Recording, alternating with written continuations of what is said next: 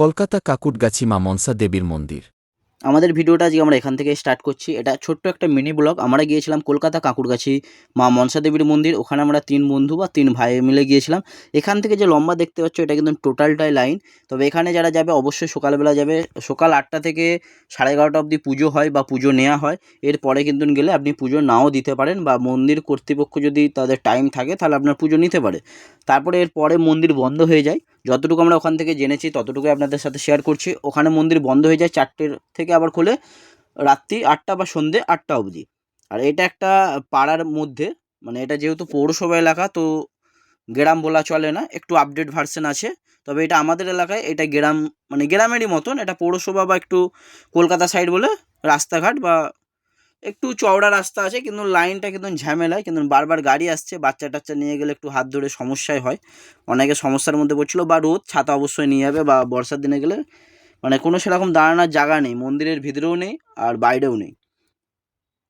তারপরে বলে রাখি, এই যে লাইনটা দেখতে পাচ্ছেন এখান থেকে কিন্তু মানে অনেকটা লাইন। অবশ্যই যারা যাবেন যদি বাচ্চা টাচ্চা নিয়ে যান একটু দিনগুলো দেখে যাবেন, যে সোমবার মঙ্গলবার, হ্যাঁ, এই দাগা দিনগুলো ছাড়া কিন্তু যাবেন, সেটাই ভালো হবে। নাহলে বৃহস্পতিবার দিন আমরা গিয়েছিলাম, প্রচুর লম্বা লাইন ছিল। আর এইটা যেহেতু প্রাইভেট মন্দির বললেই চলে, তো এই মন্দির কিন্তু সারা বছরও খোলা থাকে না। অবশ্যই আপনারা একটু খোঁজ খবর নিয়েই যাবেন যে মন্দির খোলা রয়েছে কিনা। আমরা যেদিনকে পুজো দিতে গিয়েছিলাম ওই দিনকে কিন্তু লাস্ট ছিল, তারপরে 1 সপ্তাহ মন্দির বন্ধ ছিল, কারণ ওখানে আমরা মানে নেম প্লেট দেওয়াই ছিল। যেহেতু মন্দিরের কোনো কাজ ছিল বা কাজ হবে বলেছিল, তো এমন মাঝে মাঝে বন্ধ থাকে। আর এই যে ঘরটা দেখতে পাচ্ছেন, অনেকে হয়তো ভাববেন এই ঘরটা কিসের ঘর, ভাঙা ঘর দেখাচ্ছে, ঠাকুর মন্দির কিনা। না, এটা ঠাকুর মন্দির না, জাস্ট এটা আমরা একটা ভুতুরে ঘরের মতন ক্যাপচার করেছিলাম, তো এটাও এর সাথে অ্যাড করে দিয়েছি। আর এটা কিন্তু লম্বা লাইন দিতে হয়েছে। মানে এই যে সামনে এবার দেখতে পাচ্ছ এই হচ্ছে মন্দির চলে এসেছে। এই যে একটা ব্যানার দিয়ে আছে, ওর ব্যানারের এই যে বাড়িটা আছে ওর পেছনে মন্দির। আর এই সামনে একটা যে মন্দির দেখতে পাচ্ছ এটা কালী মন্দির আর কিছু ছিল, এটা আমরা ভিডিওর পরবর্তীতে দেখিয়ে দেবো। এটারও আমাদের ফটো তুলে আমরা ক্লিপ দিয়েছি।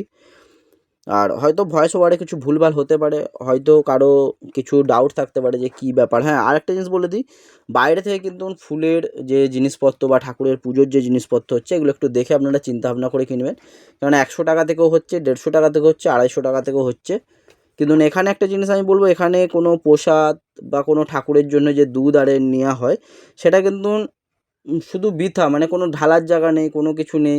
কোলা নিয়ে গিয়ে কেউ পিলিয়ারের উপরে রেখে দিচ্ছে, সেটা আবার পায়ের তলায় চলে এসছে। ফুল নর্মালি ফেলে দিচ্ছে, মানে ঠাকুর অবধি না, ওই তারাপীঠের মতনও বলা ভুল, মানে অন্যরকম যারা যাবে দেখতে পাবে। কিন্তু এখানে ওই জিনিসগুলো ওয়েস্টেজ হচ্ছে। আর চন্নামির দেওয়ার কেসটা, ওই যে ওখানে একটা যেমন চন্নামির দিচ্ছে, যেটা মেনলি মানে 20 লিটার জল, ওটা একটা ব্যবসার মতন হয়ে গেছে। 20 লিটার জলগুলোকে খুলে একটা জায়গায় ঝালছে, আবার সেখান থেকেই ভরে দিচ্ছে, ওটাই চন্নামিত।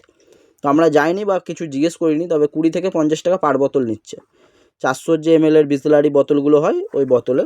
আর এটা হচ্ছে মা মনসা দেবীর মন্দির। তবে এখানে আরেকটা জিনিস বলে দিই, এখানে কিন্তু ভিতরে ক্যামেরা বা ফটো এলাও নেই, তবুও আমরা 2-1টা ক্লিপ বা ফটো নিয়েছি। আর এই বাইরে যে মন্দিরটা দেখালাম এটা লাস্টে আমরা বেরিয়ে এই ফুটেজটা নিয়েছি, যেহেতু লাইনের সময় আমাদের ট্রেনে ঢুকিয়ে দিয়েছে তাড়াতাড়ি। এখানে সিভিক ভলেন্টিয়ার্স বা কর্মধারী যারা পুলিশ অফিসার যারা রয়েছেন, এটা হচ্ছে বাইরের, মানে একদম মন্দিরের বাইরে। আমরা পুজো দিয়ে বেরোনোর পরে, আর হচ্ছে আমরা 3জন গিয়েছিলাম। তো ভিডিওটা এখানে শেষ করছি, বড় কিছু ক্লিপ না, যদি কিছু ভুলভ্রান্তি হয় তো ক্ষমা করবেন। ভালো থাকবেন, সুস্থ থাকবেন।